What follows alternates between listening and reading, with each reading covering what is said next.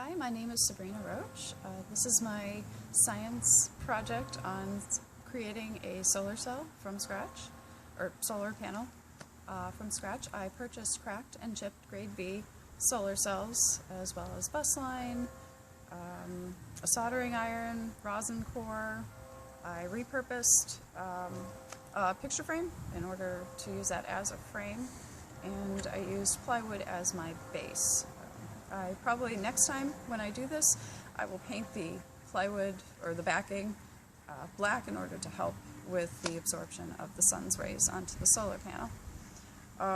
So some of these came pre-tabbed. I did have to lengthen some of the tabbing in order for it to make a complete connection on the back, but that was no problem once I got used to using a soldering iron. I then epoxied the last 3 rows on here after having a little bit of a mishap with using Elmer's glue on it. When it ended up drying, one of the solar cells ended up cracking, so I know that's kind of interfering with the amount excuse me, of electricity or the energy that I'm getting out of my solar cells.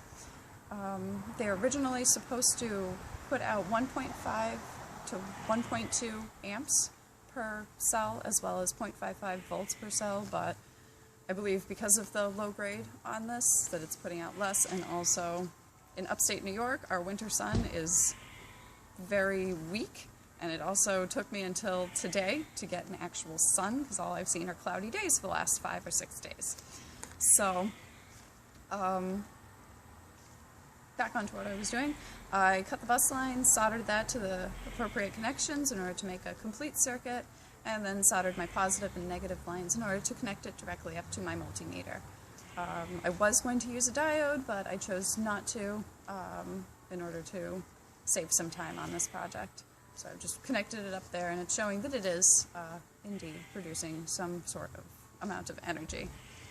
The only other thing that if I ever did this again that I would change would be the quality of the glass. This glass came with the picture frame, so I'm not really sure on what it's allowing in or not allowing in towards the solar cells, but I don't think it's really the grade of glass that's needed in order for the highest performance for this solar panel.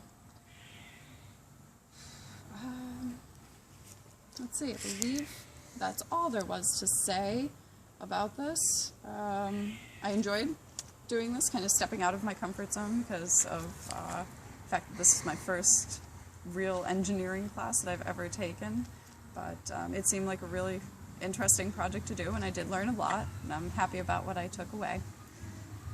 Alright, if there are any, I look forward to your comments and questions that you might have about this project, and thank you for viewing this.